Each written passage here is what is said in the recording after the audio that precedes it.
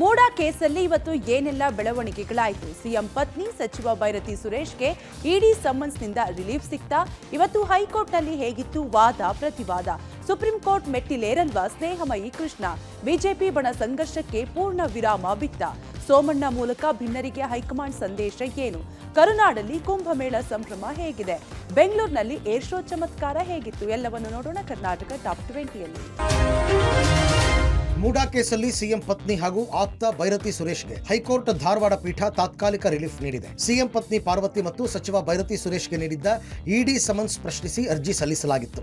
ಅರ್ಜಿ ವಿಚಾರಣೆ ನಡೆಸಿದ ಹೈಕೋರ್ಟ್ ವಿಚಾರಣೆಯನ್ನ ಫೆಬ್ರವರಿ 20ಕ್ಕೆ ಮುಂದೂಡಿದೆ. ಅಂದ್ರೆ ಇಬ್ಬರಿಗೂ ಫೆಬ್ರವರಿ 20ರವರೆಗೆ ಮಧ್ಯಂತರ ರಕ್ಷಣೆ ಮುಂದುವರಿಕೆಯಾಗಿದೆ. ಸಿಎಂ ಪತ್ನಿ ಪಾರ್ವತಿ, ಸಚಿವ ಬೈರತಿ ಸುರೇಶ್ ಖುದ್ದು ಇಡಿ ವಿಚಾರಣೆಯಿಂದ ವಿನಾಯಿತಿ ಪಡೆದಿದ್ದಾರೆ. ಸಚಿವ ಬೈರತಿ ಸುರೇಶ್ ಪರ ಸಿವಿ ನಾಗೇಶ್ ವಾದ ಮಂಡಿಸಿದರು. ಈ ಪ್ರಕರಣಕ್ಕೂ ಸಚಿವ ಬೈರತಿಗೂ ಸಂಬಂಧ ಇಲ್ಲ, ಪ್ರಕರಣದಲ್ಲಿ ಅವರು ಆರೋಪಿಯೂ ಅಲ್ಲ, ಆದರೂ ಕೂಡ ಇಡಿ ಸಮನ್ಸ್ ನೀಡಿದೆ, ಹೀಗಾಗಿ ಕೋರ್ಟ್ಗೆ ಬಂದಿದ್ದೇವೆ ಅಂತ ವಾದಿಸಿದರು. ಸಿಎಂ ಪತ್ನಿ ಪಾರ್ವತಿ ಪರ ವಾದ ಮಂಡಿಸಿದ ವಕೀಲ ಸಂದೇಶ್ ಚೌಟ ಈಗಾಗಲೇ 14 ಸೈಟ್ಗಳನ್ನ ವಾಪಸ್ಸು ನೀಡಿದ್ದಾರೆ. ಸೈಟ್ಗಳನ್ನ ಯಾವುದೇ ಲಾಭಕ್ಕಾಗಿ ಪಡೆದಿಲ್ಲ. ಇದು ಮನಿ ಲ್ಯಾಂಡರಿಂಗ್ ಪ್ರಕರಣ ಅಲ್ವೇ ಅಲ್ಲ. ಇಡಿಯ ಸರಹದ್ದು ಕೂಡ ಈ ಪ್ರಕರಣದಲ್ಲಿ ಇಲ್ಲ.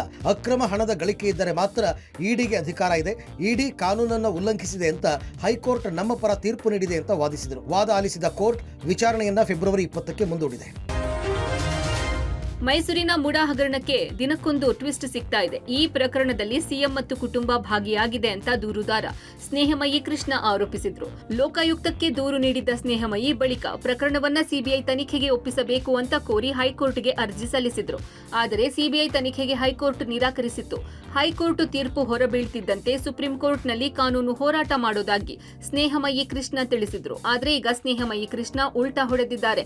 ಸರ್ವೋಚ್ಚ ನ್ಯಾಯಾಲಯಕ್ಕೆ ಮೇಲ್ಮನವಿ ಸಲ್ಲಿಸುವ ನಿರ್ಧಾರದಿಂದ ಹಿಂದೆ ಸರಿದಿದ್ದಾರೆ. ಪಬ್ಲಿಕ್ ಟಿವಿ ಜೊತೆ ಮಾತಾಡಿದ ದೂರುದಾರ ಸ್ನೇಹಮಯಿ ಕೃಷ್ಣ, ಸದ್ಯ ಸುಪ್ರೀಂ ಕೋರ್ಟ್ಗೆ ಅರ್ಜಿ ಸಲ್ಲಿಸಲ್ಲ. ಲೋಕಾಯುಕ್ತ ಅಧಿಕಾರಿಗಳು ಏನೇ ವರದಿ ಸಲ್ಲಿಸಿದ್ರೂ ಸರಿ, ನನ್ನ ಬಳಿ ಇರುವ ಸಾಕ್ಷ್ಯಾಧಾರಗಳನ್ನು ಆಧರಿಸಿ ನಾನೇ ಹೋರಾಡುತ್ತೇನೆ ಎಂದಿದ್ದಾರೆ. ಖುದ್ದಾಗಿ ನಾನೇ ಮಾನ್ಯ ನ್ಯಾಯಾಲಯಕ್ಕೆ ಸಾಕ್ಷ್ಯಾಧಾರಗಳನ್ನು ಒದಗಿಸಿ ವಾದ ಮಂಡನೆ ಮಾಡ್ತೇನೆ. ಆದಷ್ಟು ಬೇಗ ಆರೋಪಿಗಳಿಗೆ ಶಿಕ್ಷೆ ಕೊಡಿಸುತ್ತೇನೆ ಅಂತ ಸ್ನೇಹಮಯಿ ಕೃಷ್ಣ ವಿಶ್ವಾಸ ವ್ಯಕ್ತಪಡಿಸಿದ್ದಾರೆ. ಹೈಕೋರ್ಟಲ್ಲಿ ಹಿನ್ನಡೆ ಆಗಿದೆ ಅನ್ನೋದಕ್ಕಿಂತ ಹೆಚ್ಚಾಗಿ ಒಂದು ರೀತಿ ಅನುಕೂಲ ಆಗಿದೆ ಅಂತ ಹೇಳ್ಬೋದು.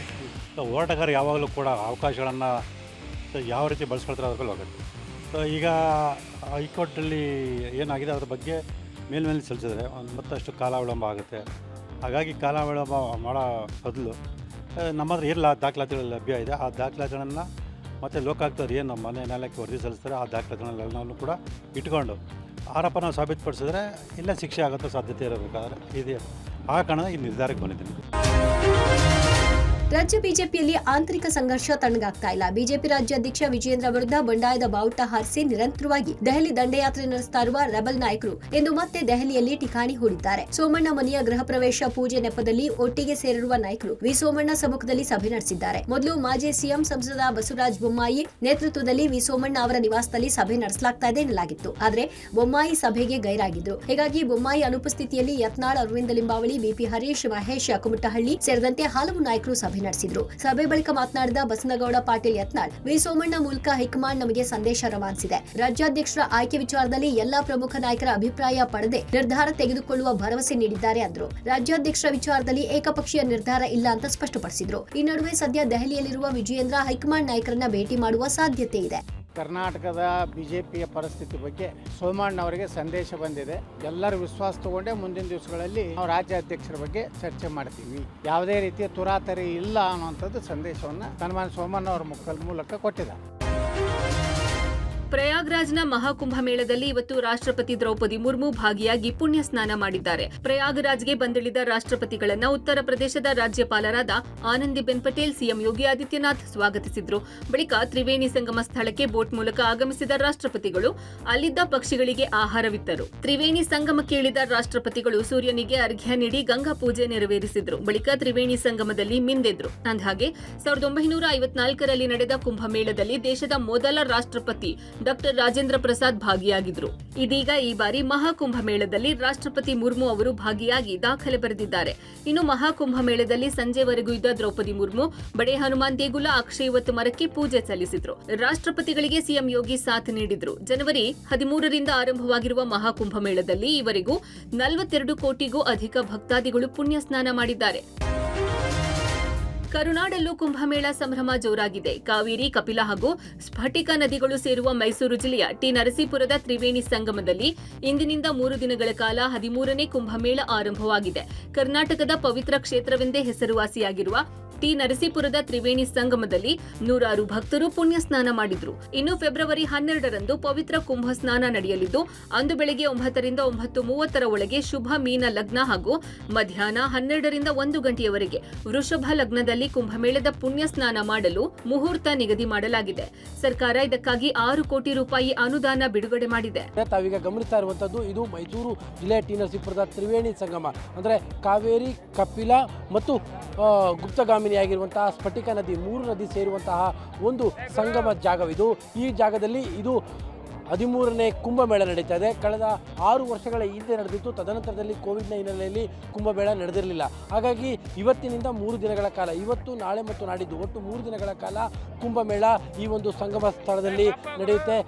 ಗಣ್ಯಾತಿ ಗಣ್ಯರು ಜೊತೆಗೆ ಹಳೆ ಮೈಸೂರು ಭಾಗದ ಹಲವು ಮಠಗಳ ಸ್ವಾಮೀಜಿಗಳು ಎಲ್ಲರೂ ಕೂಡ ಈ ಒಂದು ಕುಂಭಮೇಳದಲ್ಲಿ ಭಾಗಿಯಾಗ್ತಾರೆ. ಈಗ ಗಮನಿಸ್ತಾ ಇದ್ದೀರಿ, ಆ ಕುಂಭಮೇಳದ ಮೊದಲನೇ ದಿನವೇ ಭಕ್ತರು ಸಾಗರೋಪಾದಿಯಲ್ಲಿ ಬಂದು ಪುಣ್ಯ ಸ್ನಾನವನ್ನು ಕೂಡ ಮಾಡ್ತಾ ಇದ್ದಾರೆ. 12ನೇ ತಾರೀಕು ಗಣ್ಯಾತಿ ಗಣ್ಯರು ಜೊತೆಗೆ ಯತಿವರಿಯರು ಎಲ್ಲರೂ ಕೂಡ ಬಂದು ಇಲ್ಲಿ ಪುಣ್ಯ ಸ್ನಾನವನ್ನು ನಡೆಸ್ತಾರೆ. ಏಷ್ಯಾದ ಅತಿ ದೊಡ್ಡ ವೈಮಾನಿಕ ಪ್ರದರ್ಶನ 15ನೇ ಆವೃತ್ತಿಯ ಏರೋ ಇಂಡಿಯಾ 2025ಕ್ಕೆ ಇಂದು ಅದ್ಧೂರಿ ಚಾಲನೆ ಸಿಕ್ಕಿದೆ. ಯಲಹಂಕ ವಾಯುನೆಲೆಯಲ್ಲಿ ಕೇಂದ್ರ ರಕ್ಷಣಾ ಸಚಿವ ರಾಜನಾಥ್ ಸಿಂಗ್ ಏರ್ ಶೋಗೆ ಚಾಲನೆ ನೀಡಿದರು. ಡಿಸಿಎಂ ಡಿಕೆ ಶಿವಕುಮಾರ್ ಕೂಡ ಉಪಸ್ಥಿತರಿದ್ದರು. ಮಂಡಿ ನೋವು ಹಿನ್ನೆಲೆಯಲ್ಲಿ ಸಿಎಂ ಗೈರಾಗಿದ್ದರು. ಇಂದಿನಿಂದ ಫೆಬ್ರವರಿ 14ರವರೆಗೆ ಏರ್ ಶೋ ನಡೆಯಲಿದೆ. ಅಮೆರಿಕ, ರಷ್ಯಾ ಸೇರಿದಂತೆ ವಿವಿಧ ದೇಶಗಳ ಯುದ್ಧ ವಿಮಾನಗಳು ಭಾಗಿಯಾಗಿವೆ. ಮೊದಲ ದಿನವೇ ಸ್ವದೇಶಿ ಯುದ್ಧ ವಿಮಾನಗಳು ತಮ್ಮ ಸಾಮರ್ಥ್ಯ ಪ್ರದರ್ಶನಕ್ಕೆ ಇಳಿದಿವೆ. ಭಾರತೀಯ ವಾಯುಪಡೆಯ ಪ್ರಖ್ಯಾತ ಸೂರ್ಯಕಿರಣ್ ತಂಡ ಸಾಹಸ ಪ್ರದರ್ಶನ ನಡೆಸಿತು. ತ್ರಿವರ್ಣ ಧ್ವಜ ಪ್ರದರ್ಶನದ ಮೂಲಕ ಸೂರ್ಯಕಿರಣ್ ಟೀಮ್ ಶೋ ಆರಂಭಿಸಿತು. ತೇಜಸ್ MK-1A HAL ನಿರ್ಮಾಣದ ಹಿಂದೂಸ್ತಾನ್ ಟರ್ಬೋ ಟ್ರೈನರ್ 40 ಘರ್ಜಿಸಿವೆ. ಅಲ್ಲದೆ ತುಮಕೂರಿನ HALನಲ್ಲಿ ನಿರ್ಮಿಸಲಾದ ಹೆಲಿಕಾಪ್ಟರ್ ತನ್ನ ಪ್ರದರ್ಶನದಿಂದ ನೋಡುಗರ ಮೆಚ್ಚುಗೆ ಗಳಿಸಿದೆ. ಬಾನಂಗಳದಲ್ಲಿ ಸೂರ್ಯಕಿರಣ್ ಸ್ಟಂಟ್ಗೆ ಜನರು ಸ್ಟನ್ ಆಗಿದ್ದು, ಸಾವಿರಾರು ಜನರು ಯುದ್ಧ ವಿಮಾನಗಳ ಕಸರತ್ತು ಕಣ್ತುಂಬಿಕೊಂಡರು. ನಾಳೆಯಿಂದ ಸಾರ್ವಜನಿಕರಿಗೆ ವೈಮಾನಿಕ ಪ್ರದರ್ಶನ ವೀಕ್ಷಣೆಗೆ ಅವಕಾಶ ಕಲ್ಪಿಸಲಾಗಿದೆ.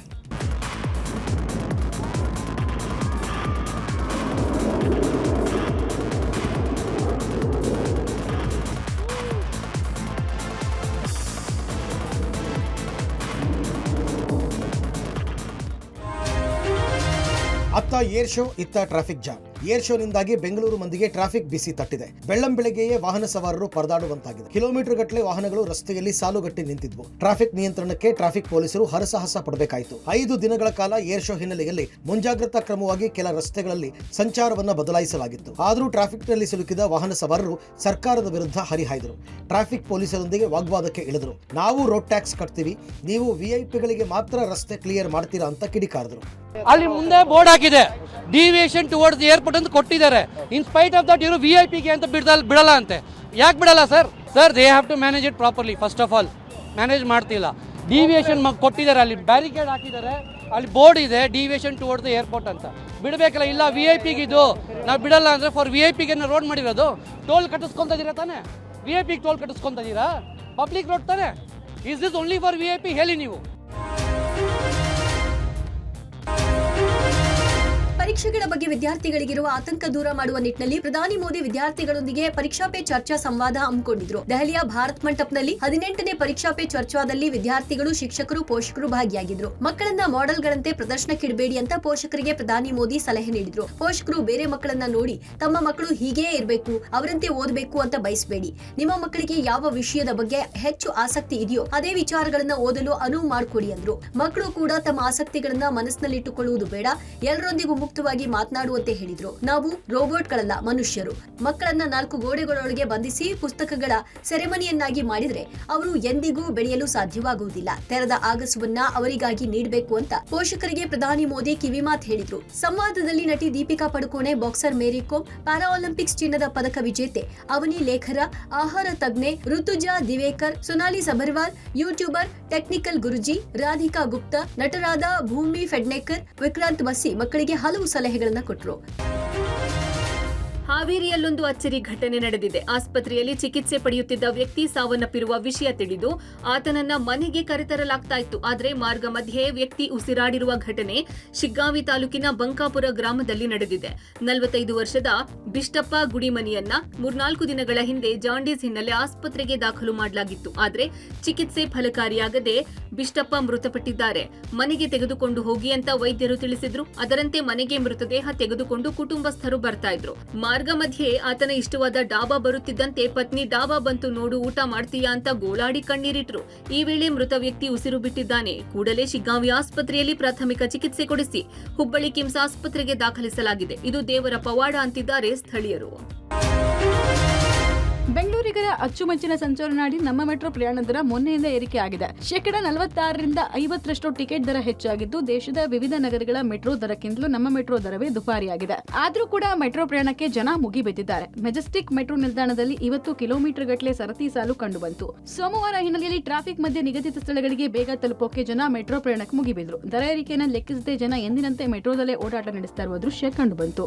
ಮೆಟ್ರೋ ಅಂದ್ರೆ ಇವಾಗ ಮೆಟ್ರೋ ಎಲ್ಲರ ಪ್ರಕಾರ ಏನು ಈಸಿ ಟ್ರಾನ್ಸ್ಪೋರ್ಟಿಗೆ ಈಸಿ ವೇ ಮತ್ತು ಬೇಗ ಟ್ರಾವೆಲ್ ಮಾಡ್ಬೋದು ಮತ್ತು ಕಡಿಮೆ ಟೈಮಲ್ಲಿ ಟ್ರಾವೆಲ್ ಮಾಡ್ಬೋದು ಅನ್ನೋ ಕಾರಣಕ್ಕೋಸ್ಕರ ಎಲ್ಲ ಮಾಡ್ಕೊಂಡ್ರೆ ಅದು ಇವಾಗ ಇದಕ್ಕೇನೆ ಎಷ್ಟು 40% 50% ಜಾಸ್ತಿ ಮಾಡಿದ್ದಾರೆ. ನಿಜವಾಗ್ಲೂ ಮಧ್ಯಮ ವರ್ಗದವ್ರಿಗೆ ನಿಜವಾಗ್ಲೂ ತುಂಬ ಕಷ್ಟ ಆಗ್ತಿದೆ ಅನ್ನೋದು ನಮ್ಮ ಥಾಟು.